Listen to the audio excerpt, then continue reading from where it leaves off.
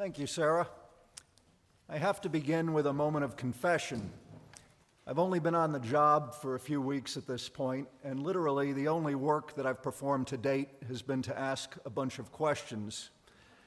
Happily, I've been blessed to meet two extraordinary staff members, Jane Fawcett, the Director of Finance and Budget for the conference, and Charlie Kuchenbrod, our Associate Conference Minister for Endowment Ministries. What we're going to do this morning is share with you folks the answers that I've been given as I've gone on my interrogation process to start my tenure here. So without further ado, Jane, let's start with a very basic question. Where does the money come from?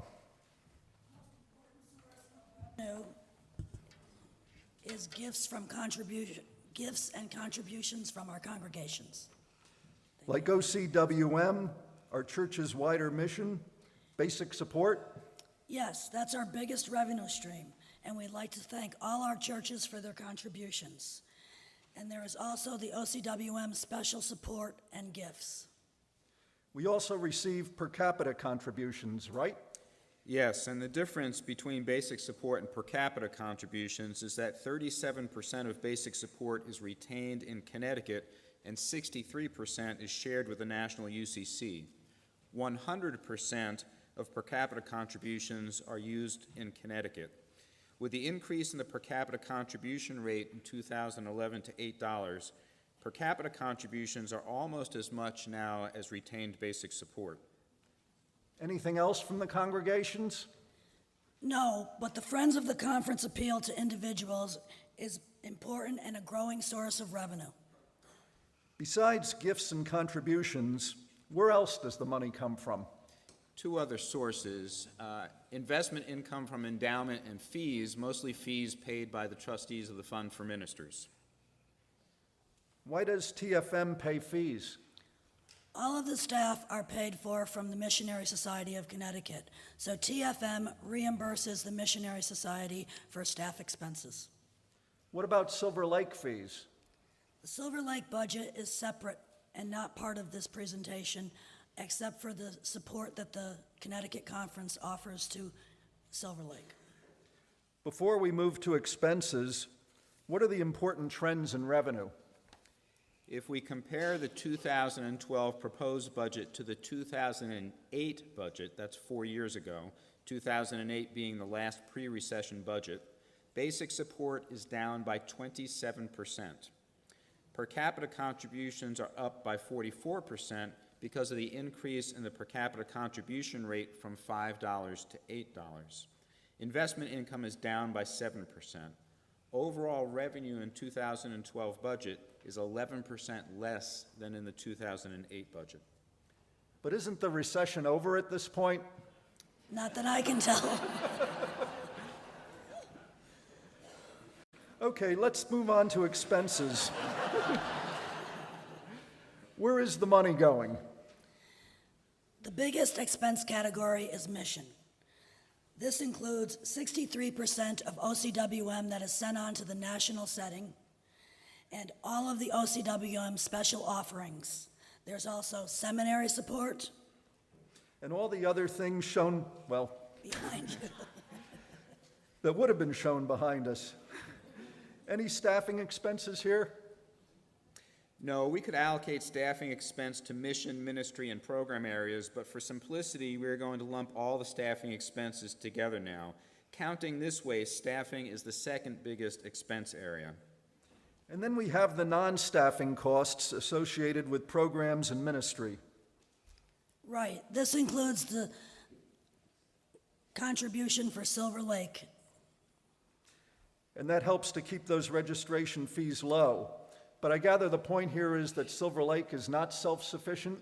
Silver Lake covers almost 90% of its expenses out of fees and other revenue, more than ever before, but the conference support remains essential to the ministry there. Where else does the money go? There are all of the support expenses. You can call it overhead or administrative expenses, but whatever you call it, we have to keep the lights on, pay the telephone, insurance expenses, all that kind of stuff. And what are the expense trends? If we compare the 2008 budget to the 2012 budget, The same as we did with revenue. over 4 years, mission spending has gone down by 15%, mostly due to declining basic support. Staffing expenses have gone up by 9%, program and ministry expenses have gone up by 8%, and support expenses gone up by 11%. How much of the staffing expense change is due to salary increases? Not much. In 2009, we had mandatory furloughs. In 2010, we eliminated the furloughs, which means we were paid the same amount in 2010 as in 2008. This year, we had a 1.5% COLA increase, and the 2012 budget calls for another 1.5% COLA increase. People with a good head for numbers can probably discern that revenue has been going down faster than expenses. That is absolutely correct.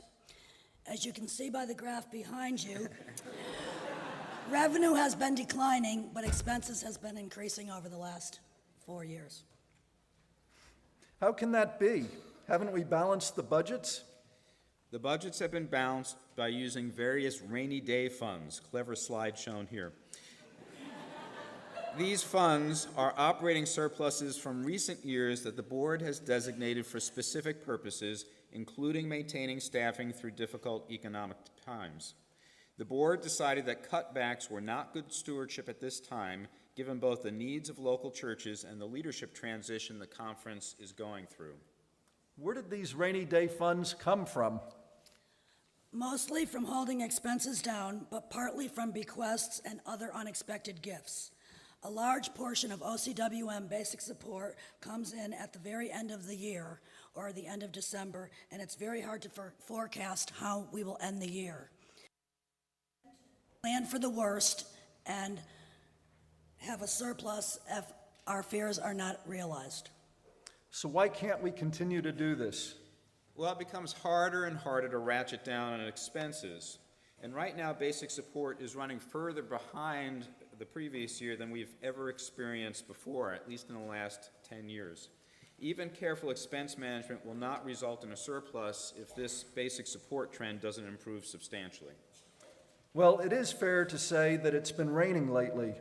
In fact, things don't seem to be improving very quickly.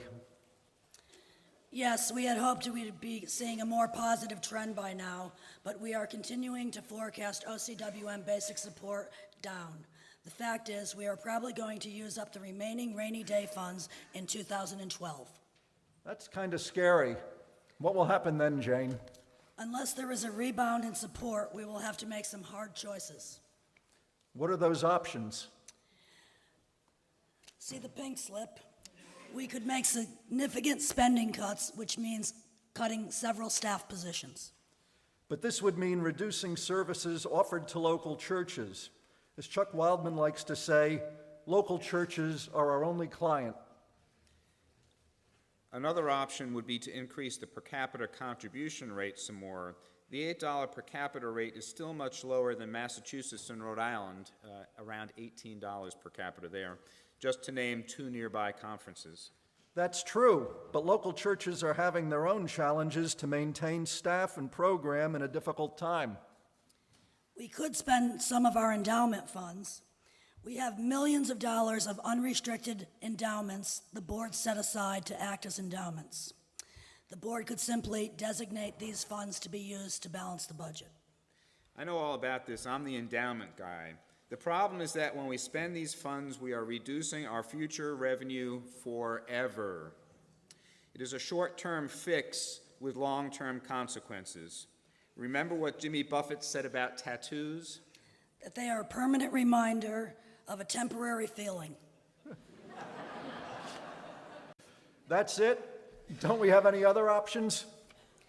Yes, we can change the basic support sharing ratio. We can send less than 63% to the national setting and keep more than 37% in Connecticut.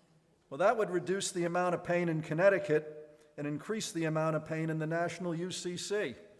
I didn't say any of these options were good or easy choices. We can combine these approaches, right? Right. We don't have to choose just one of the options. You're behind. Appreciate that affirmation, Jane. One last thing. If we are probably going to run out of rainy day funds in 2012, why not choose one or more of these options right now? I think I leave this answer to you, Mark.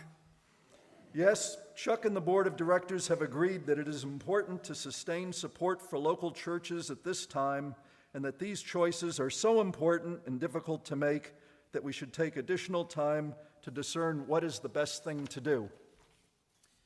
There are three more things we should say. First, even though basic support is declining overall, we appreciate the commitment many churches are showing to continuing to support the United Church of Christ. And second, We have not presented the TFM budget. It looks very much like last year's budget, and we thought we should spend our time on the Missionary Society of Connecticut. and third, The conference has an open books philosophy. If you have any questions, please feel free to ask us. If we do not have an answer right away, we will get back to you. Our audited statements are posted online, and we have no secrets. Please ask if you have any questions. thank you very much.